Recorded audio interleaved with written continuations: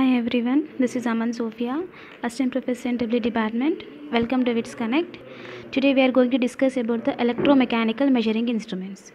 The measuring instruments which are used to measure the electrical quantities are known as electromechanical measuring instruments. Basically, electromechanical measuring instruments can be classified into two types, like moving coil instruments and moving iron instruments, MC and EMI instruments.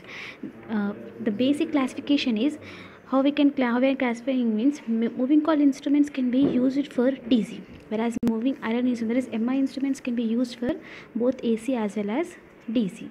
And these again moving coil instruments are again classified into two types, like PMMC nothing but permanent magnet moving coil instruments, and next class finish dynamometer. And moving iron instruments can be classified into two types, like attraction type instruments and repulsion type instruments. Coming to the moving coil instruments, in this iron core is stationary but current carrying coil will rotate. So as the coil is rotating, we are saying that it's a moving coil instruments. Okay. The next one, coming to the permanent magnet moving coil instrument.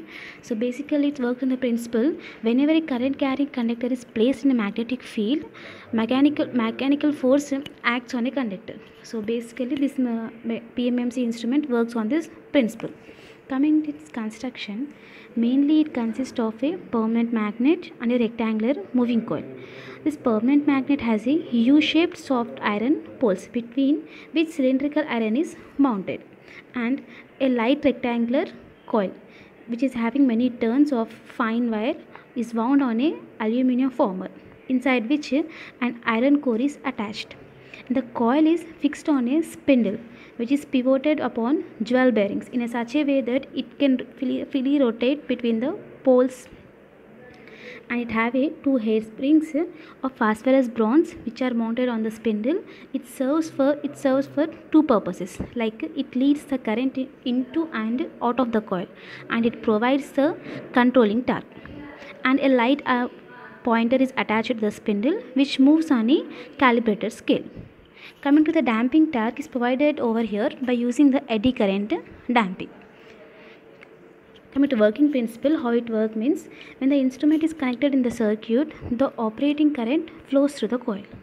When the current is passed through the coil, so a deflecting torque will be produced. So how the deflecting torque is produced means, due to the reaction between the permanent magnet and the magnetic field of the coil. So this deflecting torque is proportional to the current flowing in the coil. So with this deflection torque, the pointer will start its rotation. Due to this torque, the coil moves and pointer deflects over a calibrated scale. When the coil moves, springs which are twisted will provide the controlling torque to the moving system, and the controlling torque due to the spring is directly proportional to deflection of the moving point, angle of the deflection, that it can be given as tau c is proportional to theta. And when the deflecting torque and controlling torques are equals to each other, pointer will comes to rest position. So at that condition we can say that theta is proportional to I. Coming to the advantages of PMMC instrument, at here scale is uniform and power consumption is very low. It has a high efficiency, high torque, and it gives a very effective and efficient eddy current damping.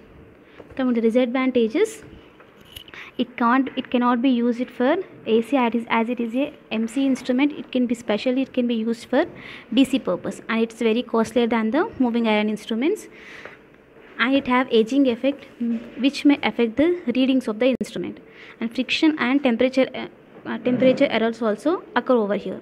Coming to the application where it can be used means, it can be used in the measuring of direct current and voltages, and we can also use it for DC galvanometer to detect the small current.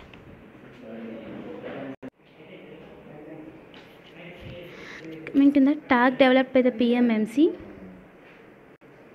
So when a current carrying conductor is placed in a magnetic field, it experiences some force, and that force can be given as capital F, which will be perpendicular to the both direction of the current of flow and the direction of magnetic field, which can be given as F equals to BIL. And by considering the number of turns, the F equation can be given as F equals to BINL. Here B is the flux density and L is the length of the coil in meters, and N is the number of turns, and I will be the current in the amperes. Coming to the damping torque is equals to the multiplication of force and distance. It can be given as tau d equals to force into distance. By substituting the force value, we can write as tau d equals to BILN into B.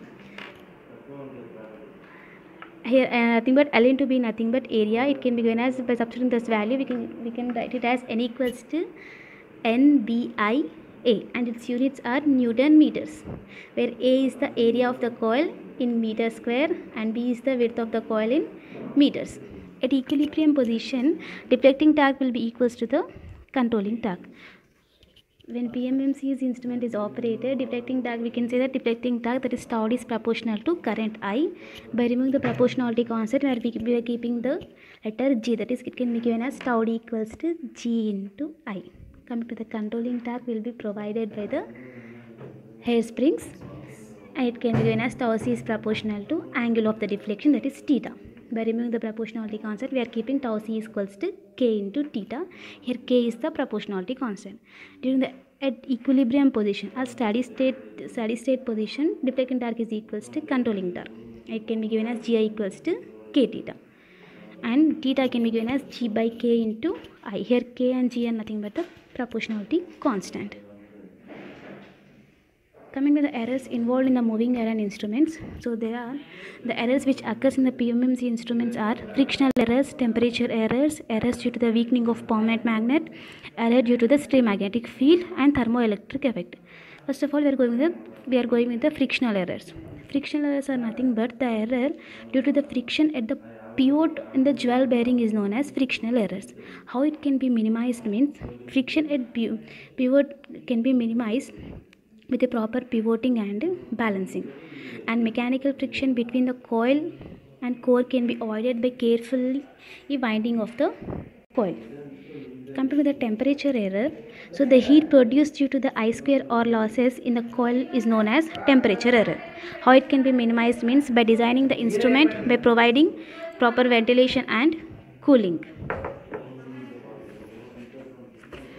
The next error is error due to the weakening of permanent magnet.